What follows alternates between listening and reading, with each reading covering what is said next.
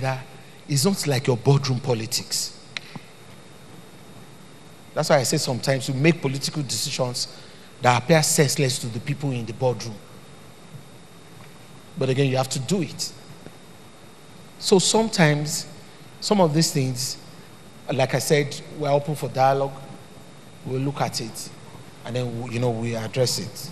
I would like to know whether the state has an ultimate plan to increase the development of water transportation, either to the level of road transportation, in order to remove the pressure on the road. I'd like to know whether we have such a master plan. I just want to ask the governor if he's doing anything about cleaning our waterways. It seems as if the dirtiest waterways are in this part of the world. I'd love you to do something about it, particularly under the bridge on the Third Mainland Bridge and other places, and then encourage, as you're dredging and channeling these rivers, a lot of water sports and sporting activities should be able to take place. And then secondly, I think I'd like to suggest that you incorporate a Ministry of Innovation into your government, in the sense that this is the digital age. The era of artificial intelligence, robotics, genomics are here. And if you're going to compete globally, then there's a need for you to consider all these things. I'd like to encourage you to set up a think tank around the creative sector, because if Lagos means business, and if Lagos wants to empower the youth of Lagos, one of the fastest and quickest ways of doing that is going to be through the creative sector. The value chain is immense. From film to editing to fashion to events planning to makeup, it's endless. And I think that there are so many opportunities within the sector through which we can truly empower our youth and our women in the state with the little resources that individuals have had in the private sector, setting up TV channels and producing films. We've seen the impact that it's had. That can be tripled and doubled, and it can really, really take us to great heights. And I think the sector needs, it needs to be fast-tracked. It needs support. It needs advice. It just needs to basically have the sort of support that will ensure that we can really, really and truly become world-class, and Lagos can mean business and invite other people and invite other members of the sector from around the world to Lagos to be a part of it, because I truly believe there's a new rising for Africa to be recognized, and I think it's time for us to do something about it. We have been able to produce all the pure water waste, to produce all this. We have the youths that we are training free of charge. We don't want these youths to go back to the streets, like the governor said. We need the assistance. We have been able to develop at least 100 products from waste pure water sachets. If you look at the shoe I'm putting on, it's made up of waste.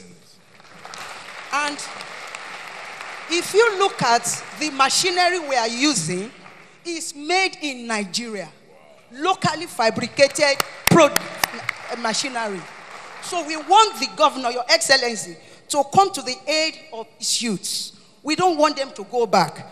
We have produced a lot of waste bags. The government is not buying. We want them to buy. And the governor replies. When we came, we gave you the impression that the rail will run in 2018, 2019. That's not the story. Because the greater part of the rail system is about the communications, it's about the rolling stock, and then it's about the power that will drive it and all that. Should we abandon it? The answer is no. But Lagos has committed almost like over 50 billion on it, and it cannot be abandoned. Don't forget, this is taxpayers' money.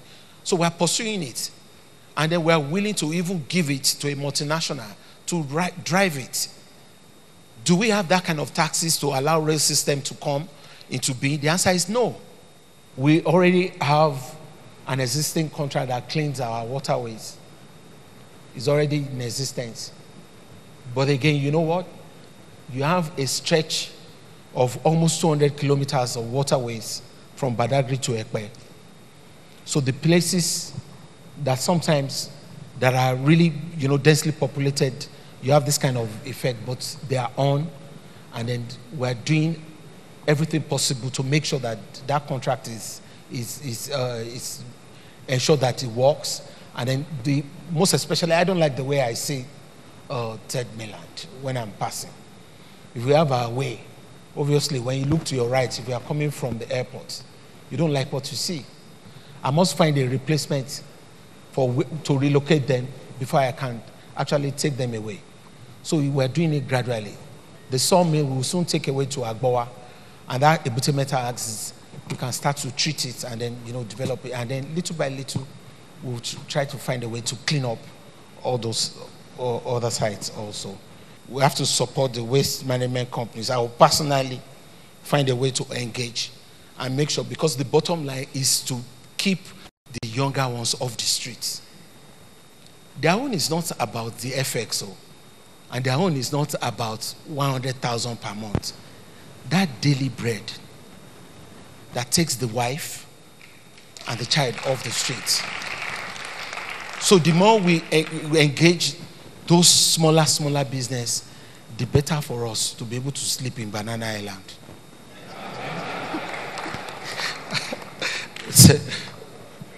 But that's the strategy across sectors. We must engage those small, younger ones, 3,000 per day, 5,000 per day. The artisans, the bricklayer, the shoemaker, let them just get 3,000, go to sleep, have breakfast, through 200 naira, and then they are hopeful that the future will be all right. Governor Ambode is sure that there will be visible and appreciable development in the state if the 8 million taxable adults within it own the economy, starting with payment of their taxes.